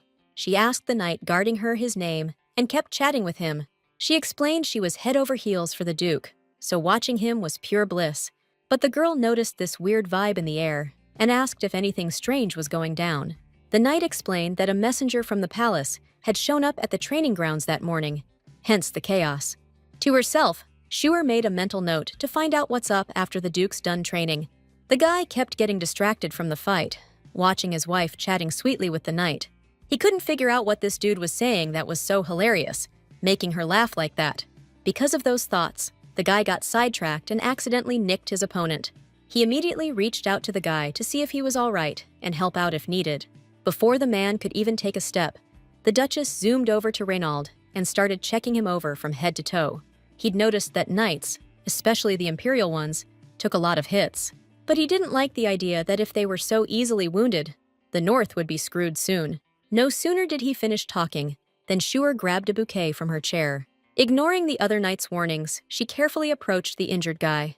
Gently, she plucked one of the daisies from the Duke's morning bouquet. She focused, trying to pour as much of her power into that flower as she could. Taking a few steps forward, she held the daisy out to the wounded knight. The dude figured he didn't deserve a flower from someone so high up, but Shuer wasn't asking him to accept it, just to hold it in his hand for a second. Knights behind them started whispering about how the Duke was giving this guy special treatment. They even guessed they were secretly hooking up, when suddenly, the wounded knight yelled out. The flower's power was healing his wounds, and all his pain vanished in an instant. But she knew it was just a temporary fix, so she had to get her arm checked out by a healer as soon as possible. After that, she went back to her husband and started fishing for compliments. The Duke actually appreciated her work and praised her for being so thoughtful. But as thanks, his wife demanded he agree to eat a bunch of desserts with her. Meanwhile, up north, the wizard was still battling monsters and protecting the land. He went on the expedition solo because his magic let him blast monsters real good. The wizard had no idea what riches and glory were waiting for him if he could conquer the north. Suddenly, a small pebble shot out of one of the magic portals. It appeared right where the demon had died, so it was no ordinary rock. The wizard picked it up and immediately felt a weird energy coming from it. The next day, our girl hit the shops with her girlfriends and their maids. The Duchess told her own maid to take a few hours off while they grabbed tea and desserts. The maid tried to refuse, but Shuer shoved some cash at her and practically forced her to go relax. The longer her friends looked at the Duchess, the more they thought all the rumors were BS. Shuer overheard them and asked what rumors they were talking about exactly. Then she laughed and said all those rumors were complete fiction, nowhere near the truth. She asked them to tell her about the temple reps who showed up at the palace that morning. At that moment, the girl knew they'd found the second magic recording stone. Later that evening, Shuer got back to her rooms, hauling a ton of shopping bags. She also snagged some pastries so she and her husband could chow down together. And then she pulls out this little box and shows off these gorgeous blue garters. Right away, the Duke notices they're a little too big for a girl with her build. That's when she laughs and says she decided to give him the garters and cufflinks to match his eye color. She confessed that she loves making her husband happy and getting him little gifts. So, the girl asks the guy to try them on right then and there in front of her. The Duke couldn't resist his wife, so he carefully took the cufflinks and fastened them to his shirt. Shuer was super happy when she saw her gift on her beloved man. She loved that they could just chill and spend time together like this. The second magic recording stone was found earlier than the first one, compared to the original. Irina's event will also happen sooner, meaning this could affect the Duke's death. So, the girl wanted to spend time with her husband and get to the bottom of things as soon as possible. Reynald noticed his wife had been burying herself in books about the North and the temple lately. He figured it had something to do with that temple dude showing up out of nowhere at the main palace. She was worried the prophecy might be bad news, especially for the Blaine family. If she remembered right, the second stone was all about the brutal slaughter of the Blaine line. The knight's reaction in the training yard pretty much confirmed it too. If the stone says the North is getting weak, everyone and their brother will be coming after it. Out of the blue, the Duke flicked her forehead and told her she was stressing too much. He swore he wouldn't do anything to upset his precious wife. After that, the guy started getting ready for some official thing and said he'd be back late. Right after that, he booked it straight to his meeting with John and Jim. The guys noticed the Duke was decked out this time, with tons of bling on his outfit. Reynald admitted his wife had gifted him all that stuff, said she spent forever picking it out. He explained that Shure was beat after her morning workout, so she decided to chill in their room. John started freaking out when he heard the girl got hurt a little. Just then, Jim piped up, asking if the Duke had gotten his wife a gift in return. He said the girl put in so much effort, and even if he hated the gift, he still owed her something. But suddenly, a loud shout cut through the air, and some dude in a weird uniform called out to his master. He announced he'd found another recording stone, which totally surprised everyone there. Chaos broke out in the castle, with temple guards popping up everywhere, yakking about the recordings. Rumor had it those magic recording stones held some kind of divine secret. Legend says there are 5 stones scattered all across the continent. Only one stone had ever been found before. But now a second Netri flower bloomed. And with the North already this unstable, the stones turn up like they were waiting for something. All hell broke loose in the palace when they found all the stones at once. The priests were whispering, trying to figure out how it could even happen. Announcements about the stones being found were coming from everywhere, which just made the chaos even worse. Irina stepped forward, introduced herself, and told the guests to stay calm and remain where they were. The girl asked everyone to follow instructions and hoped for their cooperation. John suggested gathering the northern guests separately, but the Duke shot that idea down. Whispers started buzzing through the crowd that these stones were fake. That's when the head priest showed up, calling it insane that every random rock was suddenly a legit magic recording stone. He griped that there were way too many people with overactive imaginations these days. The guy was seriously ticked off that a panic and total chaos had broken out while he was gone. This was the senior priest, a dude with a killer head of white hair, Cedric. His underlings knew about his habit of slacking off, so they weren't letting him bail. Just then, Prince Simon came up behind Cedric and greeted him. He said he was hoping the senior priest could quickly identify the real stones and calm everyone down. Right then, Irina stepped forward, bringing some of the magic stones they'd found. Cedric glanced at them and immediately declared the stone itself and the inscription were a blatant ripoff. The crowd went wild, whispering about some lunatic who dared to fake a holy stone. Irina sidled up to the Duke, asking what happened to his wife. Reynald said she wasn't feeling too hot earlier, so she's resting up in her room. Irina kept pushing, saying it's weird she'd miss a banquet thrown in honor of her own husband. She pointed out that when it comes to magic stones, you can't rule out anyone from the Netri family. That set the Duke off, and he snapped back that she's a Blaine now. He saw Irina tense up at that, and knew the sisters were definitely on bad terms. His wife was nothing like her sister, personality-wise. He flashed back to what happened the very first day they arrived in the capital for the ball. That day, she got all bummed out right after a private chat with her sister. So, yeah, he was pissed and swore he'd deal with that girl if she ever bothered them again. Irina was freaked by the look on his face, but John was just glad the Duke was showing any emotion again. Just then, the prince swooped in and asked him to come check out the magic stones. Reynald was freaking out, because his emotions were like slowly creeping back after all this time. The first stone said that whenever Blaine eats something sweet, his face turns into a total grimace fest. All the other stones had similar stuff written on them. Nothing like a prophecy at all, which totally threw everyone off. The maid went back to her mistress and told her what went down with the magic stones. But she realized there's no way the girl had time to write all that stuff on the stones and hide them all over. She'd been watching her mistress the whole time and believed in her, so she was sticking up for her.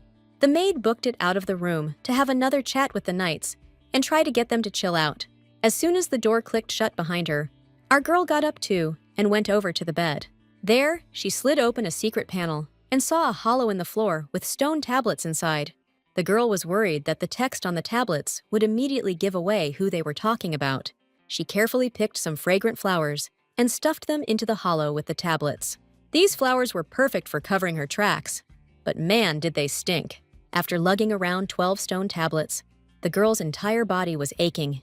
The empire was founded by a divine messenger who settled the feud between Blaine and Netri, and the magic stones were key proof of this legendary event.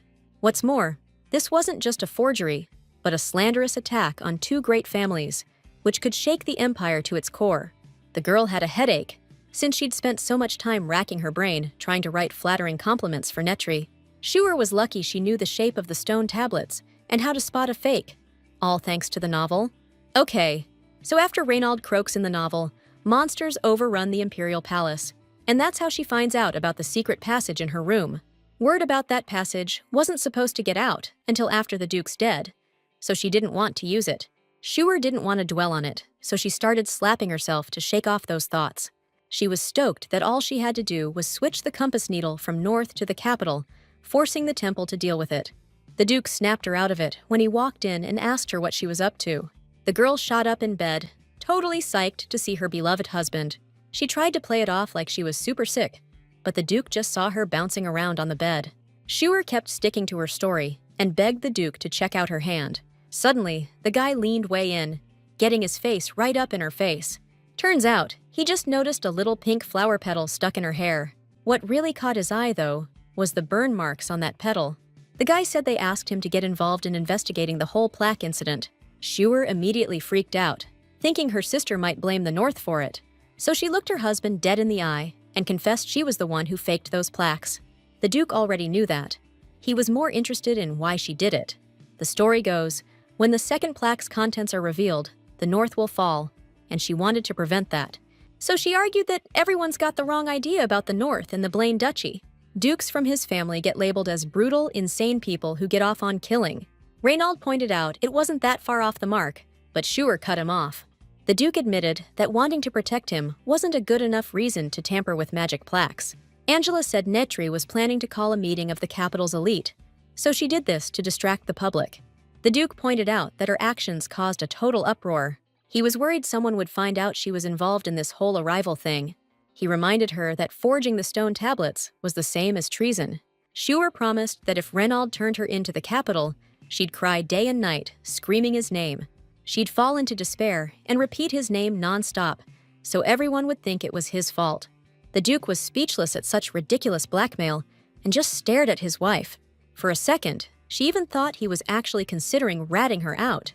But then he flicked her forehead and told her she was thinking about a bunch of crap. He reminded his wife that they're the Blaine family now, and they're in this together. Our girl was totally blown away by how well the Grand Duke was treating her. After that, the guy told her to pack her stuff and get ready to head out. John reported that there's zero circumstantial evidence linking her to this whole thing. Duke Reynald ordered him to double-check everything, just to be absolutely sure. He couldn't wrap his head around the idea of little Shuer running around the Imperial Palace, lugging heavy stone tablets everywhere. A little later, the girl changed, came out of the room, and took her husband's hand. Together, they headed to the banquet hall, ready to face whatever was coming. When the Duke and Duchess walked into the hall, everyone immediately started whispering. Irina stepped right up and said she'd heard the girl was late because she was tired. Shuer said she'd used up a lot of energy hanging out with her friends, so she was beat. She figured out that the flower's healing power depends on a person's physical strength, so she couldn't use it herself. The heroine also mentioned that she was sorting gifts for her husband during her break, separating stuff into things the Duke would use and things he'd take with him up north. Irina's subordinate came up to her and confirmed the girl's story about buying tons of stuff and sorting it all out. He also backed up the bit about her wandering around town, shopping with her girlfriends beforehand. Irina was shocked by her older sister's spending habits, but there wasn't a damn thing she could do about it. She thanked the girl for her help and went on her way. The Duke and Duchess watched Irina as she walked further and further away. Because of their strained relationship, it might have looked like she was letting personal feelings interfere with state matters. Just then, our heroine spotted the High Priest, who was described in the novel as more beautiful than any woman. Cedric figured the forger knew something about the real stone tablets, so he ordered him found, ASAP.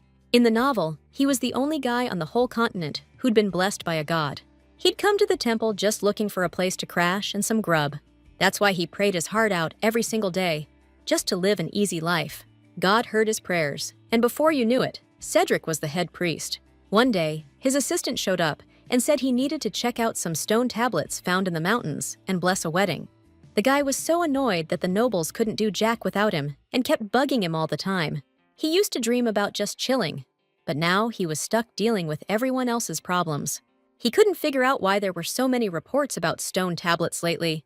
After getting a report that a rocky mountain was covered in stone tablets, Cedric had to lead a priest expedition. To top it all off, they had to authenticate these tablets, restore them, and even translate them.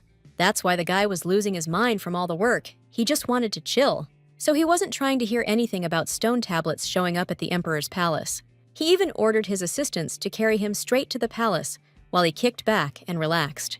But the second Cedric actually saw the tablet with his own eyes, he changed his tune. When a stone tablet absorbs divine power, a god's symbol appears on it. That's how you tell the real deal from a fake. But if someone with weak powers tries it, they could die.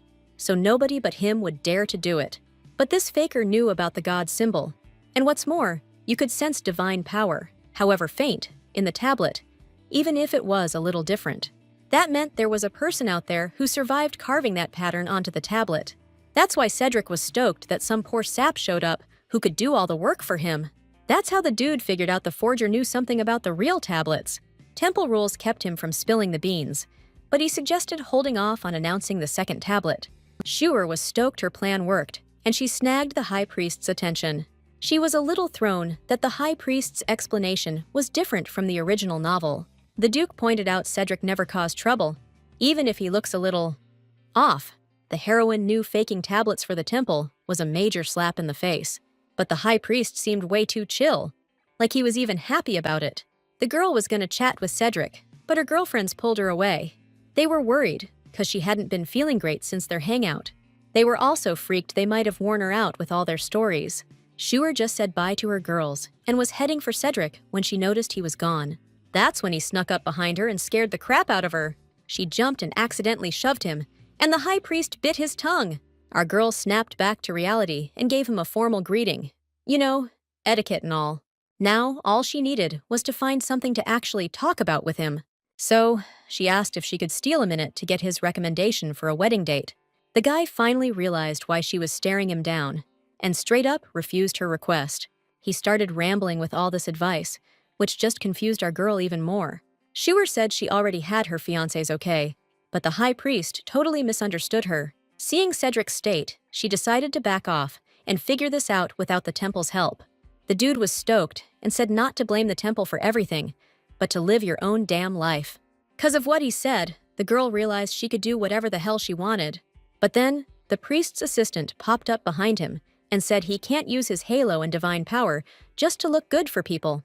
After that, the assistant introduced himself as Kyle and asked what was going on. The head priest started bragging about charming another girl, but the girl wasn't having it. She told him she already has a boyfriend who's nothing like the priest and looks like $1,000,000 compared to him. The assistant immediately apologized for the misunderstanding and his boss's massive ego. Just then, the Duke walked up, noticing his wife was chatting with someone. Kyle instantly recognized the great Duke of the North and congratulated him on his recent marriage. He promised that, as an apology for what happened, they'd help pick the best possible date for Blaine and Netri's wedding. The high priest heard the girl's last name and was totally shocked because he thought she was supposed to be the heir to her family line. Just then, a knight who'd been injured recently walked up to them to thank Netri for helping him recover. He apologized for being a jerk and thanked the girl for helping him heal up. Our girl happily took the bouquet as thanks and told him to take better care of himself in the future. After that, the knight bowed to her one more time and went back to his business. Shuer was glad that the incident on the training field ended so well. At one point, it even seemed to her like the Duke was getting a little jealous. Later that evening, the two of them were in their room, doing their own thing. The Duke was going through some documents while his wife was walking around him, begging him to come to bed. The guy couldn't figure out why she wouldn't give up and stop wanting to see his sleeping face. Shuer apologized for accepting flowers from another dude with the Duke right there this afternoon. She was totally freaked she might have seriously upset him with that move. When she got the bouquet, the Duke's vibe seemed all weird and tense, you know? Because of those fake nameplates, she was stuck inside for 3 whole days, finally getting out for a walk on the 4th. She went to the training grounds and saw the knights had built her a straight-up throne and a wind-slash-dust shelter in that time. First thing, She greeted her husband and told him she'd be watching him. She showed off the tent the knights made for her and asked him to chill with her inside. But it turned out to be way too small. It was only big enough for her to get in. Suddenly, a noisy crowd celebrating Commander Irina's victory grabbed everyone's attention. She was the first Southerner ever to hold that prestigious position. Even her own sister had to admit, Irina didn't just weasel her way into that position. If that girl becomes captain of the Knights, there won't be a single person in the capital still backing the Duke. Still, she couldn't figure out how Irina knew the second kid could use sword skills too, when it wasn't even in the original story. Irina walked right up to the Duke and asked him what he thought of her abilities. Schuer knew it was a loaded question. Her husband was screwed no matter how he answered, so she cut their conversation short and handed everyone there a daisy. She added that if Lady Irina wasn't feeling too confident, she should take some time to recover. But the girl noticed her sister hadn't quite understood what she meant. She quickly pretended she had some important business to take care of and decided to bail first.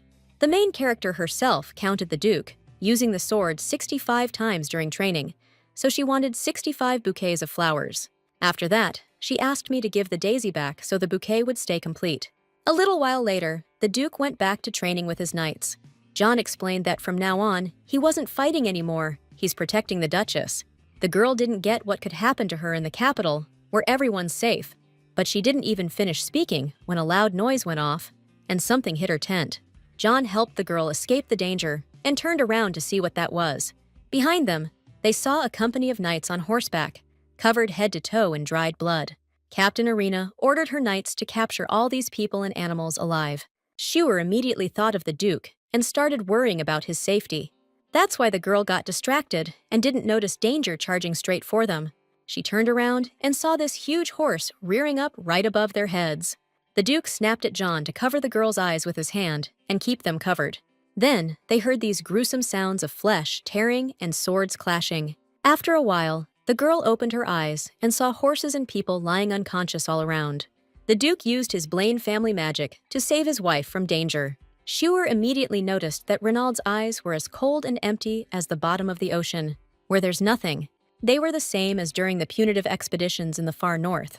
When you lose all your emotions, your mind gets so clouded that you can't even tell right from wrong anymore. That's why the girl ordered the knight to bring all the chamomile flowers from her room to protect her husband. She had to stop him somehow, so the girl started walking towards the Duke. Irina stepped in front of her, telling her to stop acting so reckless. The commander was ranting about the Duke ignoring orders and killing everyone, claiming it broke the North's agreement. But Schuer noticed her husband hadn't killed anyone. They were just knocked out cold. That's why she was running towards her husband, leaping over these massive cracks in the ground. She misjudged one jump and started to fall, but the Duke caught her in his arms. Snapping out of it, he helped her get back on her feet. The man apologized to his wife for making her worry for nothing.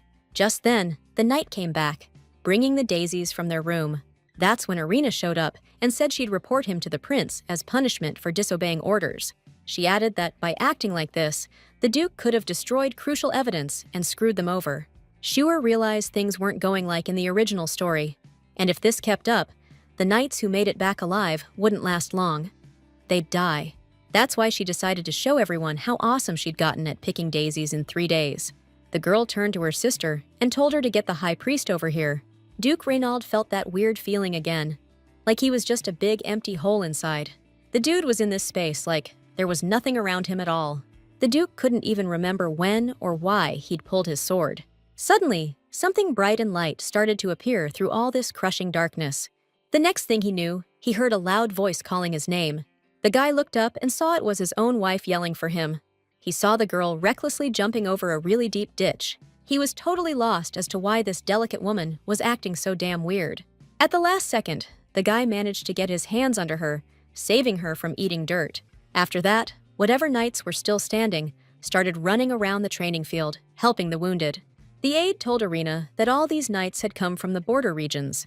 A couple of minutes later, the head medic and his junior assistants rushed over to them. That's when Irina announced that the northern defenses had been breached by monsters. According to the original reports, only the knights escorting the temple priests, who announced the arrival of the tablets, were hurt. But this time, others got caught in the crossfire because the church delegation had been held up a little longer in the capital. The Duke carefully examined the injured and said their wounds were too clean. Monsters couldn't have caused that kind of damage. While everyone was arguing, Shure whispered to her husband that she'd hand out her healing chamomile to all the injured. The Duke heard the people whispering around him and started to doubt what had even happened. But Shure made it clear she trusted her husband completely and would always have his back. She believed every word he said without question and was ready to support any choice he made. After that, she went around to the injured, offering them chamomile flowers to help ease the pain for a bit. She knew if things kept going like this, all the wounded would die, and the North would get blamed for the whole mess and be cut off from the world. That's why she needed to find some knights who could vouch that this wasn't a monster attack. People and animals were still spooked, so they freaked out whenever someone unfamiliar came near. Luckily, John managed to calm the horse down and keep his lady from getting hurt. She couldn't reach the wounded soldier on horseback, so John lifted her up. Shure felt a little awkward being held like that by her subordinate. This girl just hoped her daisies could keep the wounded alive until the high priest showed up. Kyle reported that there were only 3 fatalities, and 27 knights were wounded in the attack. Right after that, the high priest unleashed his magic and healed all the injured knights. Divine power radiated around him, helping everyone he passed. Shure was seriously impressed by Cedric's magic powers. They were a huge help to her plan. The guy was totally full of himself, so he ate it up when she complimented him. As thanks for saving the knights, she held out one of her daisies to him. Cedric took the flower and stared at it, like he was sensing something. He took a good look at all the knights and noticed they were holding the exact same flowers. The guy turned to his assistant and asked if he'd noticed anything weird about those flowers. He'd never heard of a Netri air blooming daisies. Lantana was supposed to be the flower of succession. The faint power he sensed in the daisy was eerily similar to what the high priest felt from those fake tablets. That's why he figured the family had just popped out 2 people with the ability in the same generation. The high priest thought it was a hilarious coincidence and was itching to see what kind of chaos this would unleash down the line.